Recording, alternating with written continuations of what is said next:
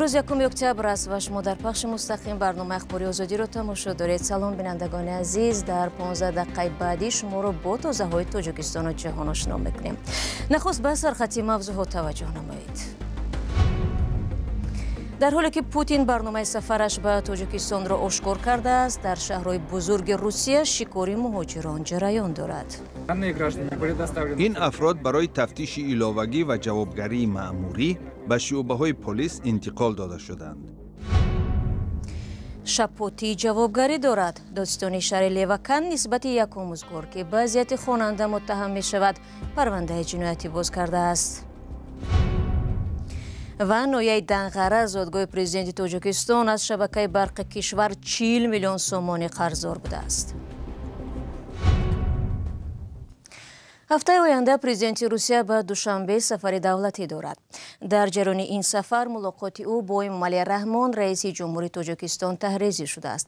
هرچند ایده برنامه این سفر یا مسائل مورد بررسی میان دو رهبر فعلا جزئیات زیاد داده نمی شود، اما معمولا اکثریت مهاجران تاجیک در روسیه بوده به این سفر و ملاقات ها با چشم امید می نگرند، زیرا آنها با فشار بی سابقه در تاریخ روابط میان دو کشور روبرو می باشند. موضوع مومن احمدی ادامه می دهد. ولادیمیر پوتین پرزیدنت روسیه با یک هیئت بلندپایه این دولت به تاجیکستان می آید.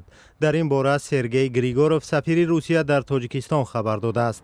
سفر دولتی پوتین به دوشنبه روز 9 اکتبر سال جاری در نظر گرفته شده است. سرگئی گریگوروف گفته است در این سفر او را وزیران از بخش اقتصادی، قدرتی و گومانیتری همراهی خواهند کرد و دایره موضوعی مطرح شونده نیز وسیع خواهد بود.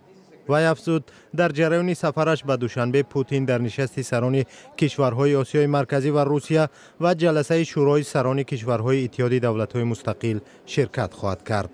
دو روز پیش از این امامعلی رحمان رهبر تاجیکستان با ولادیمیر پوتین تلفنی جدول ملاقات‌های سطحی عالی در پیش ایستاده را بررسی نمودند. معلوم نیست که در این صحبت‌های قریب الوقوع وضع مهاجران در روسیه که با مشکلات روزافزون گرفتارند مطرح می شود یا نه. در همین حال ریدهای ضد مهاجران که بیشتر به شکار مهاجران شباهت دارند در شهرهای روسیه ادامه دارند. از جمله یکی از چنین عملیات گسترده اخیراً در ساختمان سنت پترزبورگ صورت گرفت که در آنجا اساساً مهاجران از آسیای مرکزی کار میکنند. در مجموع به گفته پلیس سنت پترزبورگ ماموران حدود 300 مهاجر را پیدا و 98 نفر آنها را که با خود حجت نداشتند به شعبه‌های پلیس بردند. در نواری که ریاست وزارت کارهای داخلی سنت پترزبورگ نشر کرده است دیده می شود که ماموران پلیس هنگام تفتیش از سگ‌های بویگیر استفاده می کنند. در نتیجه این رید 48 مهاجر غیرقانونی آشکار شدند. همه آنها را جریمه و اخراج خواهند کرد. این افراد برای تفتیش ایلاوگی و جوابگری مأموری به شعبه‌های پلیس انتقال داده شدند. این چاره‌ها تحت نظارت ویژه سرریاست وزارت کارهای داخلی روسیه ادامه خواهند کرد. همین طور در مسکو رید شبانه در خوابگاه مهاجران با بازداشت 80 نفر انجام یافته است. مقامات قدرتی میگویند چنین عملیات نسبت به مهاجران گسترش و شدت خواهد یافت. رو می‌ریم به موضوعهای دیگر. دادستان شهر لیوکن نسبت به یک آموزگار با اتهام خطا کردن در تعلیم و تربیت نابالغ پرونده جنایتی باز کرده است. روز 30 سپتامبر نزدیکان مهمت بزرگ 17 ساله ادعا کرده بودند که او را فرهاد نظرف آموزگار مکتب رقم 4 این شهر ضربه زده است و او 15 روز در بیمارستان بستری بود. خود حادثه 6 سپتامبر رخ داده است. یک مقام تفتیشاتی بدون ذکر نامش امروز در صحبت با رادیو آزادی گفت که رفتار آموزگار طبق ماده 174 کودکس جنایتی تفتیش می شود. این ماده از 15,000 سومانی جریمه تا 2 سال زندان را پیش بینی می کند. تلاش‌های ما برای صحبت با فرهاد نظرف آموزگاری که به گفته خانواده بزرگ و پسر آنها را آسیب جدی رسانیده است نتیجه نداد. идораи маорифи шаҳри Леваканд рӯзи 1 октябр дар саҳифаи фейсбук тасдиқ кардааст ки омӯзгор асабонӣ шуда танҳо як шабҳоти задааст, вале ин боиси осеби хонанда нашудааст. наздикони ин хонавода гуфта буданд ки писарашон бо осеби косахонаи сар 15 рӯз дар беморхона табобат гирифт. ба қавли волидон ташхиси аввалия осеби майнаи сарро нишон дода буд, аммо мақомоти маориф бар асоси ташхиси дигар эълом доштанд ки хонанда ягон осеби ҷиддӣ надорад ва тамоми хароҷоти табобатро омӯзгор пардохт кардааст. волидони хонанда ба шӯъбаи корҳои дохилӣ аризаи шикоятӣ навиштанд ва қазия айни ҳол зери назорати мақомоти ҳифзи ҳуқуқ қарор дорад.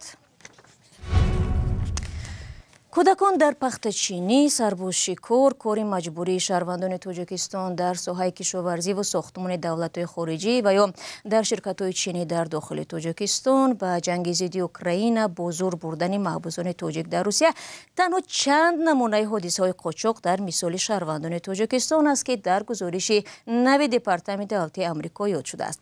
гузориш мегӯяд ҳукумати Тоҷикистон дар мубориза бо қочоқи инсон ба пешравиҳои зиёде даст ёфтааст, вале ҳамоно ба меъёрҳои камтарин дар роҳи решакан кардани ин намуд ҷиноятҳо мутобиқат намекунад.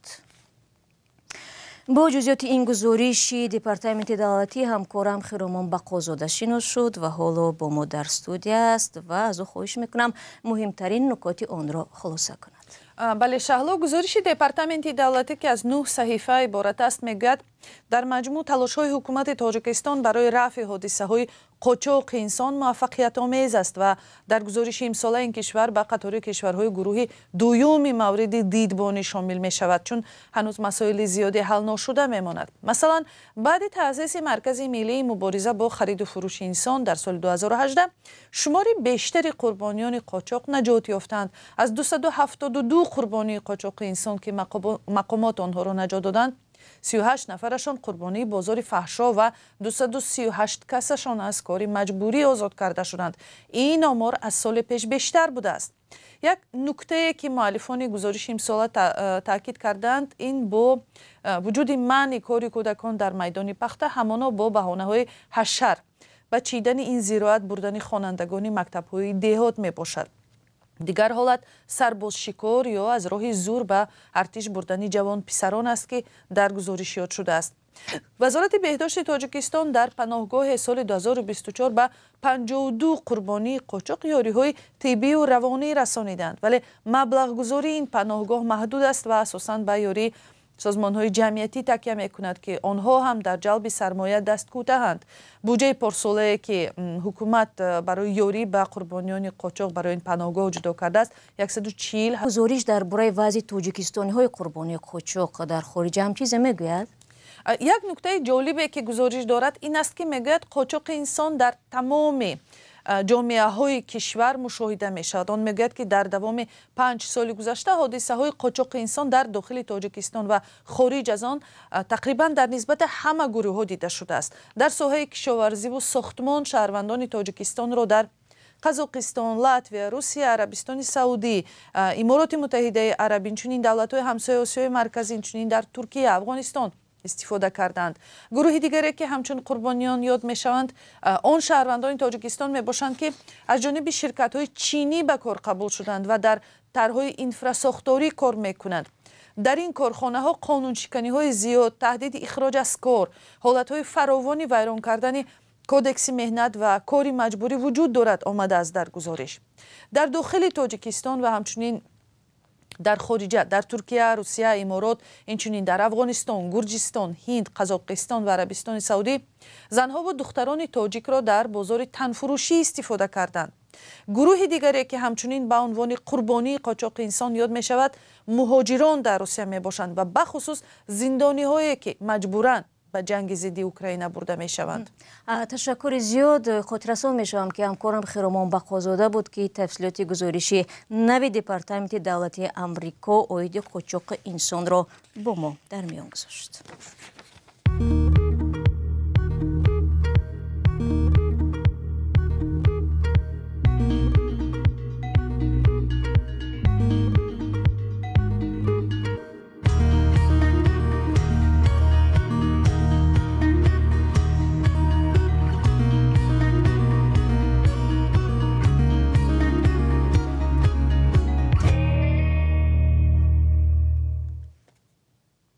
شما برنامه اخبار آزادی رو تماشا دارید و میرویم به جنوب تاجیکستان.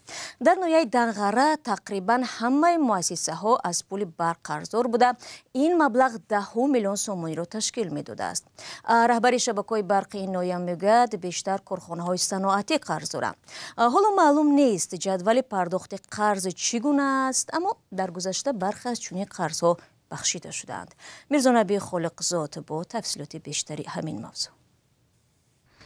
مبلغ پرداخت نشده استفاده برق در ناحیه دنغره به 40 میلیون سامانی نزدیک می شود. این قرض از سال به سال جمع شده امروز به چنین مبلغ رسیده است. رهبران شبکه‌های برق می گویند قرار است تا آخر سال این قرض کم کرده شود. قرضداری نرمی و اون از ارزش سالهای گذشته 39 میلیون 358 هزار تشکیل می‌دهد. از این قرضداری در 6 ماه با مقدار 3 میلیون تومان یعنی زیاد شده است. در این سهم یعنی که نقشه‌گذاری هست است تا آخر سال این قرض یعنی که پرداخت کرده می‌شود. رادیوی آزادی بر روی خط دست یافت که بر پای آن در دنغره هیچ مؤسسه نیست از پول برق قرضدار نباشد. دانشگاه طبی ختلان در زینه هشتمی همین فهرست است، اما سران دانشگاه میگویند که این را نباید قرض حسابی. وابسته به قرضداری ما گمان میکنم که مؤسسه‌های دولتی وابسته به هر یک کوارتال هیچ وقت قرضدار گفتن ممکن نیست، چون که درآمد اساسی دانشگاه یا اینکه همین مؤسسه‌های عالی این از حساب پرداخت دانشجویان شهرداری است. حالا در دانشگاه پرداخت پول برق، آب و خدمات زیست را از حساب درآمدش می‌دهند. درآمد دانشگاه‌ها از حساب شرطنامه دانشجویان پولکیش است. تا این وقت قرض دانشگاه به 204,000 سامانی رسیده بوده است. که شما تصور کنید در یک ماه اولیات ماه منم اپریل شما اگر به قسمت بودجه دانشگاه نقشه گرفتگی باشد و مبلغ وارد نشود، البته باید برای ماه دیگر برای ما در نزد برق، در نزد انداز و دیگر آب و کاریزی قرض حساب می‌خورد. اما رهبری شبکه‌های برق دنغره گفت از همه بیشتر کارخانه‌های صنعتی قرض برق دارند. با گفته زیارتشاه ابراهیم زاده تا 60-70 هزار سامانی پول برق حساب می شود. اصلا اصل کارخانه‌های یعنی که گروه یک صنعتی حجمی 60,000 70,000 سالواری یعنی که برق دارند. همین در اون با سالهای بعضی وقت با سعودان رفتن محصولاتشون یعنی که قرضداریشون سریع وقت یعنی که پرداخت کردن باشد، اما در ماهای اخیر یعنی که پرداخت از این رو نظر رسید باشد. حالا معلوم نیست جدول پرداخت قرض چگونه است و تا آخر سال پرداخت می شود یا نه. اما قرض برق نه تنها در دنغره بلکه در تمام ناحیه‌های منطقه رو به زیاد شدن دارد. این همچنین از حساب افزایش نرخ برق نیز روی می‌دهد. همین است حکومت جمهوری نصب حسابکنک‌های بیلینگی را به راه مانده است. با گفته آنها در صورت پرداخت نکردن پول برق حسابکنک به طور خودکار برق را خاموش می‌کند. حالا نصب این حسابکنک‌ها در دنغره هم جریان دارد، اما قرض‌های گذشته چگونه پرداخت خواهند شد تا کنون نامعلوم باقی می‌ماند. در گذشته بعضی از چنین قرض‌ها بخشیده شدند. و یک خبر کوتاه در ازبکستان از روی پرونده زرالودشوی 1900 طفل کودکستان در هفته گذشته 7 نفر بازداشت شده است. رادیو آزادی می‌نویسد که در این باره از ساختارهای حفظ قانون خبردار شده است. در میان بازداشت شده ها مسئولان 3 شرکت خوراک تامین کنی و کارخانه‌های استحصال محصولات شیری میباشند که با تامین خوراکواری کودکستان ها مشغول بودند. گازета اوز از نام کمیته سانیتاری و اپیدمیولوژی و صحتی عمومی ازبکستان نورمت اوتابеков نوشت که خوراک کودکستان هایی که در آن زهرآلودشوی عمومی طفلان ثبت شده است از طرف 3 شرکت بیرون خریداری میشد. دوستان مهربان، با همین مطلب برنامه اخبار آزادی را به پایان میبرم. چون همیشه خبرهای بیشتر از این را میتوانید در سامانه azadi.org پیدا کنید. این چنین صفحه های ما در شبکه‌های اجتماعی اینستاگرام، تلگرام و تیک تاک و فیسبوک در خدمت شما هستند است. اگر خود شما هم شاهد خبر یا حادثه شدید، ما را در جریان گذارید. خود را احتیاط کنید از آن و خدا نگهبان حرکت.